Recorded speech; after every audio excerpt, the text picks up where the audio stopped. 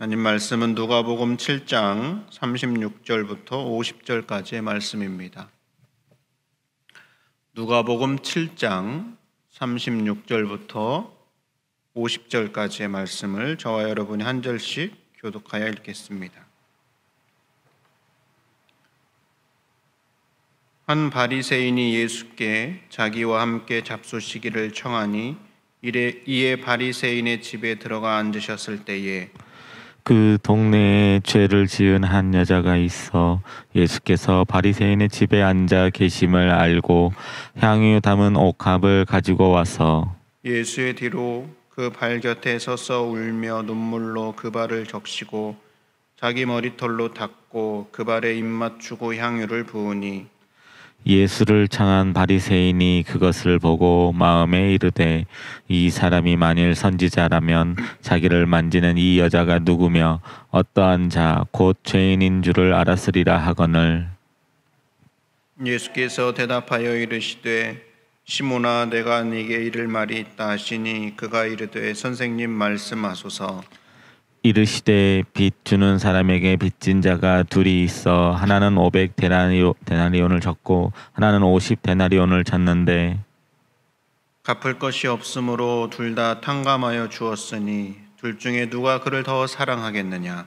시몬이 대답하여 이르되 내 생각에는 많이 탕감함을 받은 자니이다. 이르시되 내 판단이 옳다 하시고 그 여자를 돌아보시며 시몬에게 이르시되 이 여자를 보느냐. 내가 네 집에 들어올 때에 너는 내게 발 씻을 물도 주지 아니하였으되 이 여자는 눈물로 내 발을 적시고 그 머리털로 닦았으며 너는 내게 입맞추지 아니하였으되 그는 내가 들어올 때부터 내 발에 입맞추기를 그치지 아니하였으며 너는 내 머리에 감람유도 붓지 아니하였으되 그는 향유를 내 발에 부었느니라. 이러므로 내가 내게 말하노니 그의 많은 죄가 사하여졌도다. 이는 그의 사랑함이 많음이라. 사함을 받은 일이 적은 자는 적게 사랑하느니라. 이에 여자에게 이르시되 내 죄 사함을 받았느니라 하시니 함께 앉아 있는 자들이 속으로 말하되 이가 누구이기에 죄도 사하는가 하더라. 함께 읽습니다. 예수께서 여자에게 이르시되 내 믿음이 너를 구원하였으니 평안히 가라 하시니라. 아멘.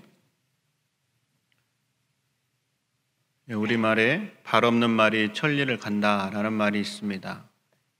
이것은 소문이 아주 빠르게 번져간다라는 것을 뜻하는 구절인데요. 이스라엘의 작은 나라에서도 예수님에 대한 소문, 예수님에 대한 이야기가 아주 빠르게 전파가 되었습니다. 일반적으로 소문을 듣게 되면 사람들은 두 가지 반응을 보이기 마련입니다. 첫 번째로는 그 소문에 대해서 그래? 진짜? 그러면서 소문을 액면 그대로 받아들이는 경우입니다. 또 한 가지는 소문을 듣게 되었을 때 에이 설마 그러면서 소문을 그대로 받아들이지 않고 확인하고 싶어하는 그러한 반응입니다. 오늘 우리가 함께 읽은 성경 본문에 등장하는 바리새인은 이 소문에 대해서 아마 후자 쪽의 반응이었던 것 같습니다. 어느 날 한 바리새인이 예수님을 초대했습니다. 이 바리새인의 이름은 예수님께서 뒤에 이 바리새인의 이름을 부르는 것으로 시몬이라는 것을 우리가 알 수 있습니다. 성경에 등장하는 시몬이라는 이름이 몇몇 있는데 우리가 잘 아는 대로 예수님의 제자 베드로 역시 시몬이었고 또 예수님께서 십자가를 지고 가실 때 힘에 겨워 쓰러지셨을 때 대신 십자가를 지고 간 사람 역시 시몬이었습니다. 그런데 그 사람은 구레네 지방이었기 때문에 우리가 구레네 시몬이라고 하죠. 또 사도행전에서 보면 제자들의 성령의 능력을 돈으로 사기 위해서 사려고 했었던 마술사 시몬도 있습니다. 물론 우리가 지금 함께 읽은 이 바리새인 시몬은 그러한 시몬과 구별되는 다른 사람인 것이죠. 어쨌든 이 바리새인 시몬이 예수님을 집으로 초대했던 것은 예수님을 구주로 믿거나 예수님의 가르침이나 예수님께서 행하신 일에 대해서 전적으로 자신이 마음으로 받아들이기 위함보다는 도대체 예수님이 어떠한 분인가 그거에 대한 확인과 혹은 예수님에 대해서 책 잡거나 트집 잡을 만한 것이 있을까 이러한 생각으로 예수님을 집으로 초대한 것 같습니다. 우리가 이렇게 이야기할 수 있는 것은 예수님을 집으로 초대했지만 예수님을 맞이한 시몬의 영접 태도를 통해서 이야기할 수 있습니다. 시몬의 영접 태도는 뒤에 등장하는 한 여자의 대조적인 모습을 통해 말씀하시는 44절부터 46절까지를 통해서 알 수 있습니다. 44절부터입니다. 그 여자를 돌아보시며 시몬에게 이르시되 이 여자를 보느냐? 내가 내 집에 들어올 때 너는 내게 발 씻을 물도 주지 아니하였으되 이 여자는 눈물로 내 발을 적시고 그 머리털로 닦았으며 너는 내게 입맞추지 아니하였으되 그는 내가 들어올 때로부터 내 발에 입맞추기를 그치지 아니하였으며 너는 내 머리에 감람유도 붓지 아니하였으되 그는 향유를 내 발에 부었느니라. 예수님께서 하신 이 말씀은 이때 당시에 관습을 통해 보면 우리가 이해가 되는데요.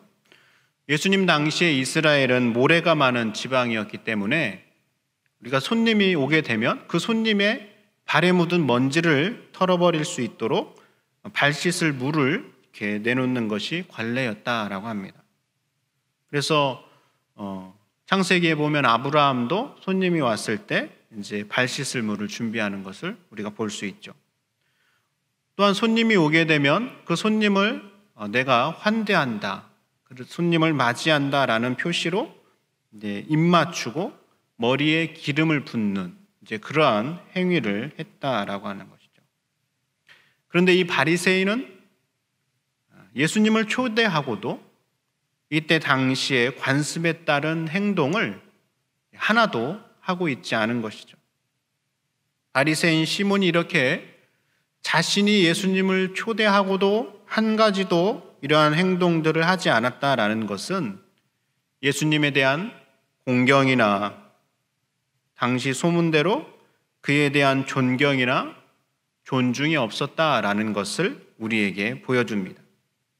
이를 통하여 바리새인 시몬은 그저 예수님을 한번 만나보려고 도대체 예수님이 어떤 분인가 이러한 마음으로 예수님을 초대한 것이 맞다라고 이해할 수 있습니다.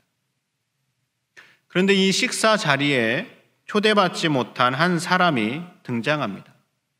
아쉽게도 이 사람의 이름은 기록되어 있지 않습니다. 누가는 이 사람의 이름을 기록하는 대신에 이 사람이 어떠한 사람인가를 우리에게 이렇게 보여주고 있습니다. 37절입니다. 그 동네에 죄를 지은 한 여자가 있어 이렇게 표현하고 있습니다. 그러니까 이 여자의 이름은 둘째치고 이 여자는 어떠한 여자이냐? 그 동네에 죄를 지은 여자다라는 것이죠. 여러분, 죄를 짓지 않고 살아가는 사람은 없습니다. 이 여자가 살고 있는 동네에 살고 있는 사람들 역시 소소하게 죄를 짓고 살아갔을 겁니다. 그러나 일반적으로 이러한 작은 죄들에 대하여 죄를 지은 사람이다라고 말하지는 않습니다. 그 동네에 죄를 지은 한 여자가 있다라는 이 표현은 그 동네의 모든 사람들이 공감할 만한 큰 죄를 지은 여자다라는 것을 우리에게 말해주는 것이죠. 물론 그 죄의 종류가 어떤 것인가에 대해서는 기록되어 있지 않기 때문에 우리가 알 수 없지만 어쨌든 이 여자는 아주 큰 죄를 지은 여자였다라는 것을 우리에게 말해줍니다. 그런데 예수님을 향한 이 여자의 태도는 바리새인 시몬과 달랐습니다. 어떻게 하고 있습니까? 37절 계속 이어지는 부분을 보면 이렇게 기록되어 있습니다. 그 동네에 죄를 지은 한 여자가 있어 예수께서 바리새인의 집에 앉아 계심을 알고 향유 담은 옥합을 가지고 와서 38절입니다. 예수의 뒤로 그 발 곁에 서서 울며 눈물로 그 발을 적시고 자기 머리털로 닦고 그 발에 입맞추고 향유를 부으니. 우리가 앞에서 본 것처럼 바리새인 시몬은 예수님께 발 씻을 물도 주지 않았지만 이 여자는 눈물로 예수님의 발을 적셨고 자기 머리털로 예수님의 발을 닦아주고 있습니다. 여자가 머리를 풀고 우는 것은 이때 당시 장례식 때에만 허용되는 일이었는데 이 여자가 지금 그렇게 자신의 머리털을 풀고 예수님의 발을 닦고 있다라는 것은 그만큼 큰 일이고 아주 간절한 마음으로 그렇게 행하고 있다라는 것을 우리에게 보여주고 있는 겁니다.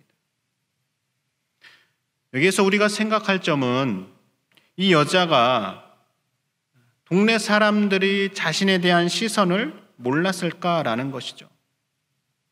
물론 사람들이 대놓고 네가 죄인이다, 네가 죄를 지은 여자다라고 말하지는 않았을지 몰라도 자신을 죄인으로 대하는 것에 대해서는 충분히 알고 있었을 겁니다.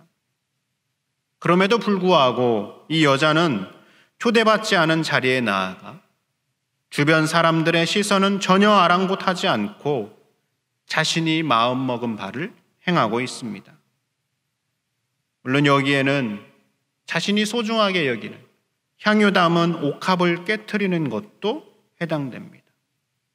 이 여자가 깨트린 옥합에 담은 향유는 일반적인 기름이 아니라 아주 값비싼 것으로 당시 부유한 여인들이 사용하던 것으로 구하기도 어렵고 매우 귀한 것이다 라고 합니다.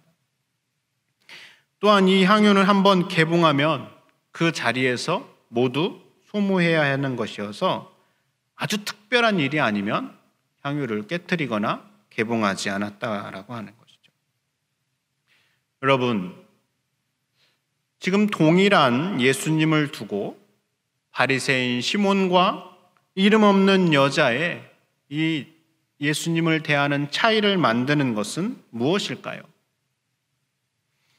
예수님은 빚진 자가 탕감함을 받는 비유의 결론을 통하여서 이 두 사람의 차이점이 어디에 있는지를 우리에게 말해줍니다.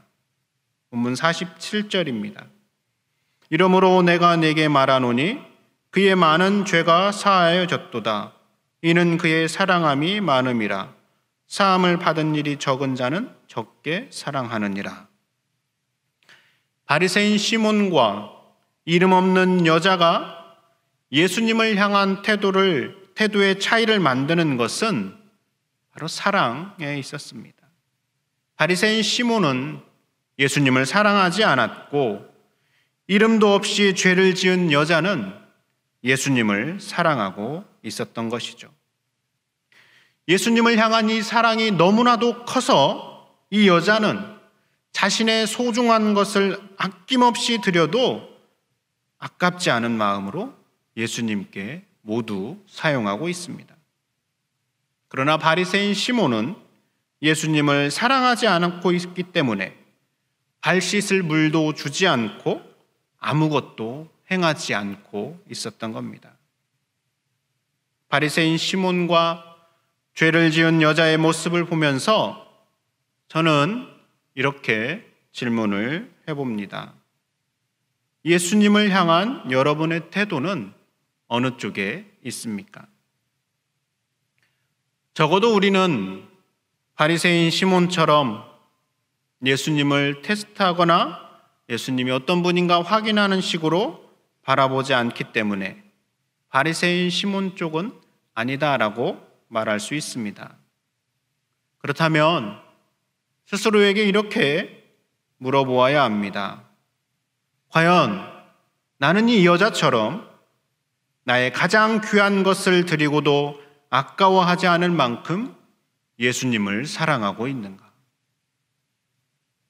성경은 우리에게 도저히 갚을 수 없을 만큼 큰 돈을 탕감받은 사람처럼 예수님을 사랑하라라고 말씀하고 있습니다.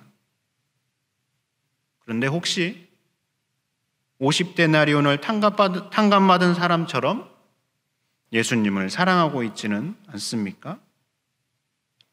이 새벽에 예수님을 향한 우리의 사랑을 한번 점검해 보시기 바랍니다. 그래서 시간이 갈수록 우리의 신앙의 연수가 길어질수록 500데나리온, 아니 5,000데나리온, 5만 데나리온을 탕감받은 것과 같은 마음으로 예수님을 사랑하는 우리가 될 수 있기를 바랍니다. 이전보다 더욱 사랑합니다라는 찬송과 후렴구의 고백이 바로 저와 여러분의 고백이 될 수 있기를 바랍니다. 기도하겠습니다.